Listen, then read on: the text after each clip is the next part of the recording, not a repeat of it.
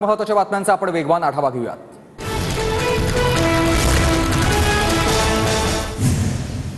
महायुतीमध्ये 170 ते 175 जागांवरील तिढा सुटलाय। उर्वरित जागांवर अमित शहांच्या उपस्थितीमध्ये चर्चा होणार, सूत्रांची माहिती। विधानसभेच्या पार्श्वभूमीवर भाजपची 23 आणि 24 सप्टेंबरला बैठक। भाजपा कोर कमिटीसह निवडणूक समिती सदस्य उपस्थित असणार, तर पितृपक्षानंतर भाजप पहिल्या 50 उमेदवारांची नावे जाहीर करणार। अजित पवार गट महायुतीमध्ये 70हून अधिक जागांवर दावा करणार। विद्यमान आमदारांपैकी कोणाचंही तिकीट कापलं जाणार नाही। देवगिरीवरील बैठकीत हमी, तर वादग्रस्त वक्तव्य टाळण्याच्या सूचना। जागावाटपावर महाविकास आघाडीची आज आणि उद्या महत्त्वाची बैठक। जागावाटपामध्ये 120 मतदारसंघ निश्चित। राहिलेल्या मतदारसंघाबाबत बैठकीत चर्चा होणार, सूत्रांची माहिती। महाविकास आघाडीमधील जागावाटपाबाबत सकारात्मक चर्चा। प्रत्येक जागेवर सहमत, मतभेद नाहीत। एखाद्या दुसऱ्या जागेवरून दुमत असू शकतं, संजय राऊतांची प्रतिक्रिया। महाविकास आघाडीत जागावाटपाची चर्चा अंतिमरित्या आता सुरू झालेली आहे। प्रत्येक जागेवर चर्चा केली जाते। जयंत पाटलांचं वक्तव्य। अजितदादा गटाचे नेते भाजप नेत्यांची दिल्लीमध्ये तक्रार करणार। धार्मिक तेढ निर्माण करणाऱ्या वक्तव्यांमुळेच दादा गट नाराज असल्याची सूत्रांची माहिती। प्रफुल्ल पटेल, सुनील तटकरे थेट दिल्लीत नेत्यांसोबत बोलणार। अजित पवार काय तक्रार करणार हे त्यांना विचारलं पाहिजे, चंद्रकांत पाटील यांची प्रतिक्रिया। तर अजित पवार आणि भाजपमध्ये कोणतेही मतभेद नाहीत, संजय शिरसाट यांचं वक्तव्य। राणे गायकवाडांच्या वादग्रस्त वक्तव्यावर अजितदादा गटाचे आमदार नाराज। आपल्या आमदारांनी अशा पद्धतीने वादग्रस्त वक्तव्य करू नयेत, अजित पवारांच्या आमदारांना आणि प्रवक्त्यांना सूचना। लाडकी बहीण योजनेमुळे अजित पवारांची लोकप्रियता वाढली। अजित पवार गटाचा दावा, लोकसभा निवडणुकीनंतर दादांच्या इमेजमध्ये बदल झाल्याचा दादा गटाचा दावा।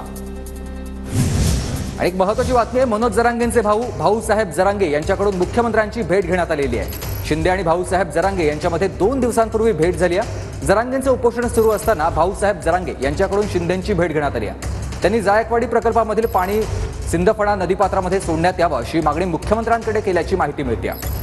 हे दृश्य आपण बघतोय, मुख्यमंत्री एकनाथ शिंदे यांची भेट मनोज जरांगे यांच्या बंधूंनी घेतलेली आहे। जायकवाडी प्रकल्पामधील पाणी सिंदफणा नदीमध्ये सोडण्यासंदर्भातली ही भेट त्यांनी घेतलेली आहे।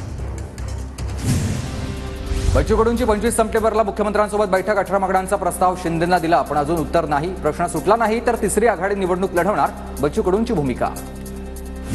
बच्चू कडू यांनी महाविकास आघाडीसोबत यावं। कडू महाविकास आघाडीसोबत येत असतील तर त्यांचं आम्ही स्वागत करू, जयंत पाटलांचं वक्तव्य।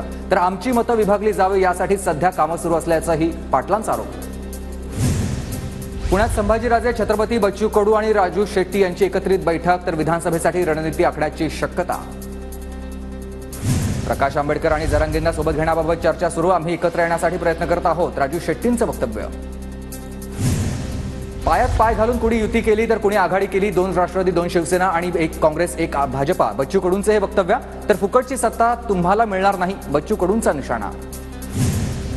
मुख्यमंत्री शिंदेंसह दोन्ही उपमुख्यमंत्री आज नागपूर मुक्कामी आहेत। शिंदे फडणवीस अजितदादांमध्ये रात्री विधानसभा जागावाटपावर चर्चा होण्याची शक्यता।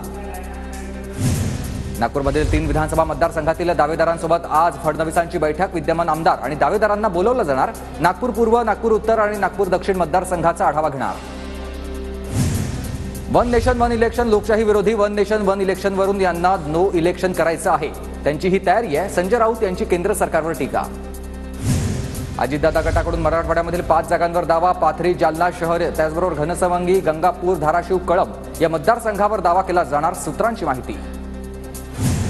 मनोज जरांगेंची वैद्यकीय पथकाकडून तपासणी। मनोज जरांगेंच्या आमरण उपोषणाचा आजचा 3रा दिवस। धनगर समाजाच्या आरक्षणाबाबत मंत्रालयातील बैठक संपली। मुख्यमंत्र्यांचे प्रधान सचिव, सरकारी वकिलांची गोपीचंद पडळकरांसह इतर नेत्यांसोबत बैठक। धनगर आरक्षणासाठी नेमलेल्या समितीची बैठक। अहमदनगरच्या नेवासा फाटा इथं धनगर समाजाचं आंदोलन। धनगर समाजाचा एसटी प्रवर्गामध्ये समावेश करण्याच्या मागणीसाठी धनगर बांधवांचं उपोषण। शिंदे गटाचे नेते भरत गोगावले यांची एसटी महामंडळावर वर्णी लागण्याची शक्यता, सूत्रांची माहिती। अजित पवार गटाच्या सोशल मीडिया टीमकडून अक्षम्य चूक झालेली आहे। तर अजित पवारांचं फेसबुक पेज वापरताना आक्षेपार्ह पेजला फॉलो करण्यात आलं। आक्षेपार्ह पेजला फॉलो केल्यानंतर दादांना ट्रोल केल्याचं समोर।